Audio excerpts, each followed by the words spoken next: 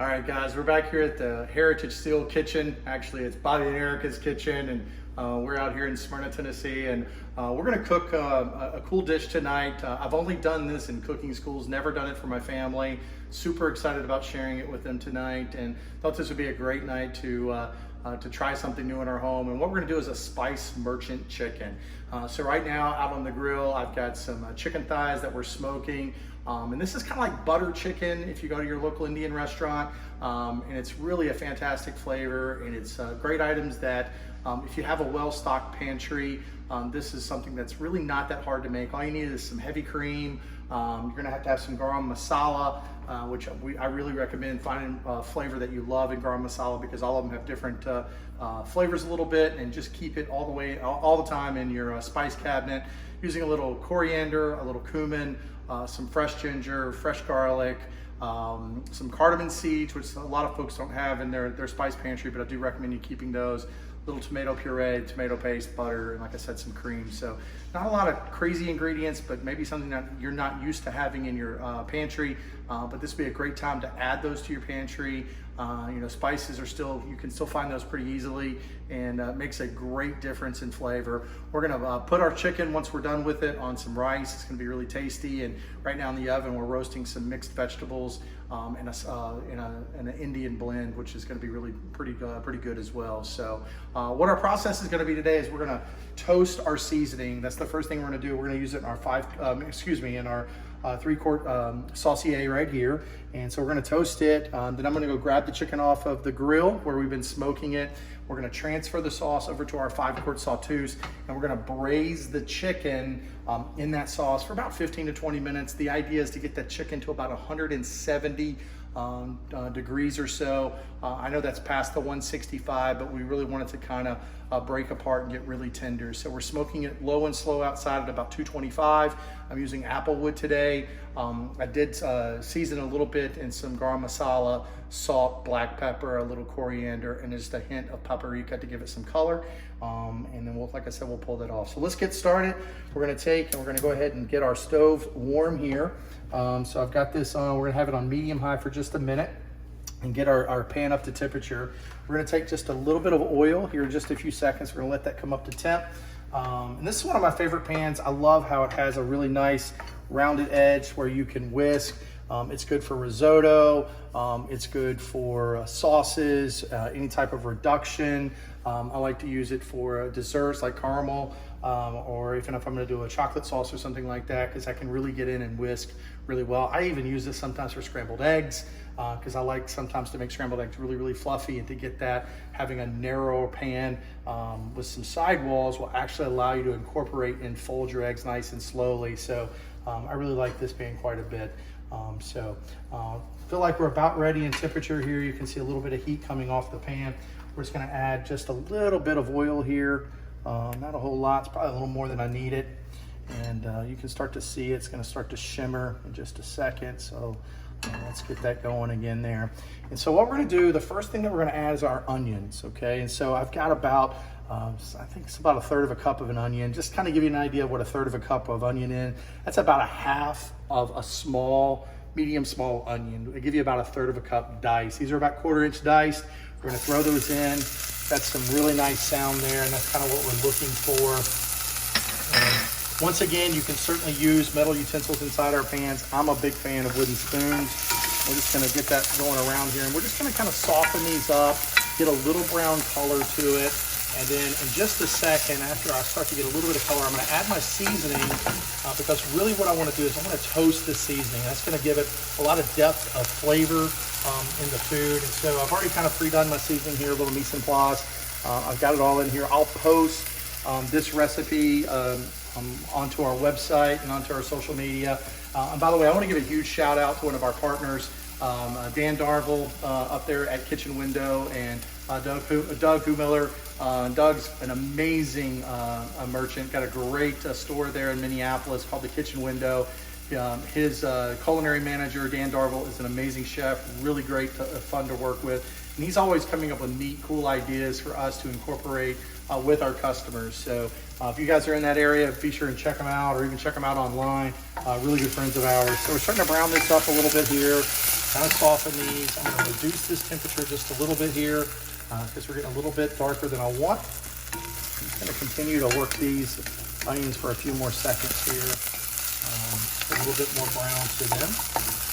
Looks really fantastic. So it smells amazing. I wish you guys were here. You would love how they're smelling. So, all right, so now what we're going to do is we're going to add our ginger, our fresh garlic, black pepper, coriander seed. We've got salt in here and garam masala. And oh, we forgot to add, we'll have to add that in just a second, our sweet yellow curry. So let me grab that real fast here. So let's get that going. We just want to brown that up. And it just really, oh, a little cinnamon too. Forgot to mention that. That just absolutely stunning. It's there, but we're going to get this in here. Now we're going to turn this down. We're getting a little warm, so I'm going to pull this off the heat and just kind of work the seasoning. All we want to do is just brown it just a little bit, toast it up. Gets this really a beautiful smell. Goodness, that smells good. Can you smell the cinnamon in there? Just looks absolutely fantastic. So I think my kids are going to be pretty stoked. So now what we're going to do is we're going to add some butter, some cream, and some tomato paste.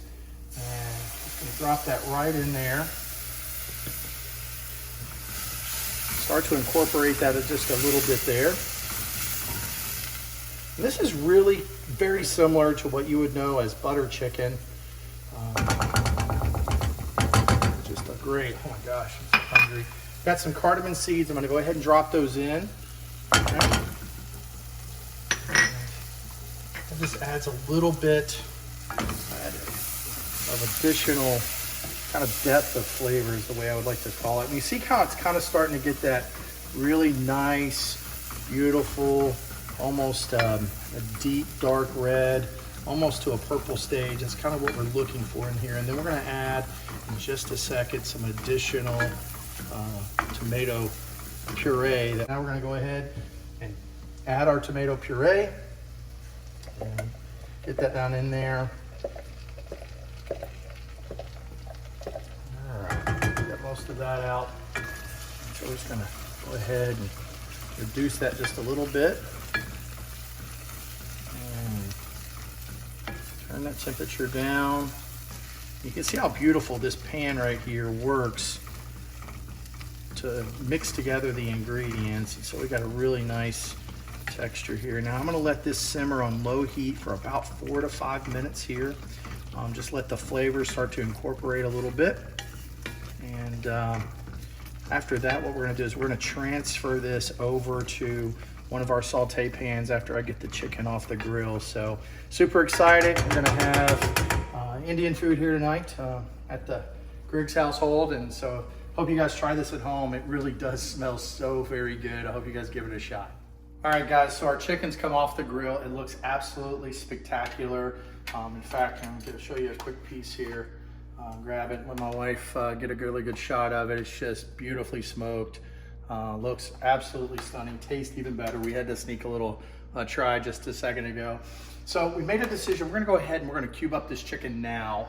We also made a little bit more sauce because we felt like with the amount of chicken we had, we just weren't there. But we're going to go ahead and cube this up. I've got 7 chicken thighs here that we smoked. They are skinless and boneless, but they still got a lot of really good flavor. So just real quickly here, I'm just going to take it and we're just going to cube this up using our 8-inch chef knife. And this is really just kind of a nice, and you see that nice, beautiful pink right there. That is what's called the smoke ring, and that's really what you're looking for. You just want a nice, delicate smoke ring. You don't want it dark and pink. That means you've got too much smoke rolled over it. And so I did season this, like I said, with a little garam masala, a little coriander seed that was crushed, and a little black pepper, and just a hint of paprika for color. I didn't have a clay oven, so I thought the idea, and this is just, I came up with this all on my own, just the idea of smoking it would kind of give it a little bit of that natural Indian flavor when you have the chicken that's been cooked in the clay oven. And so we're gonna go ahead and cut this up, and then we're gonna throw it over in that pan, add the sauce to it, braise it just for a few minutes, maybe about 10 minutes or so. All right, guys, so it's ready to put the dish together. So we've got our 5-quart sauteuse here. We're gonna take our chicken that we've cubed up, and we're just gonna add it to this pan. This pan is cold. We're just gonna add it down in here. Try to get all that juice that's come off that chicken. I wish you guys could smell this, honestly. Just really makes you hungry. So then we're gonna take our sauce here, take our spoon, we're just gonna incorporate it, and then we're just gonna kind of simmer this on a nice low heat for about 10 minutes just to incorporate it. Now, if the chicken wasn't done, you certainly could have just finished it off in here. I would have recommended not cubing it up at that point. Just cook it whole in here and then cut it up after, or serve it whole. So we got that down in there. And one of the things I'd like for you to see here with this sauce, now we've been simmering this for quite a while, and just look at the bottom of that pan. Really gonna be easy to clean. That's the nice thing about stainless steel, is when you cook appropriately, it's really kind of easy to manage. All right, guys, so we've got our roasted vegetables out of the oven with the Indian spice on it, and then we're gonna take some of our chicken here, and we're just gonna ladle it right on our rice there. Got a little bed of rice, of jasmine rice, and then just gonna add just a little bit of the sauce, and we are ready to go. And so, Spice Merchant chicken, made a little mess there. We'll have to clean that up with some Indian roasted vegetables and a little jasmine rice, and we are super excited about trying this.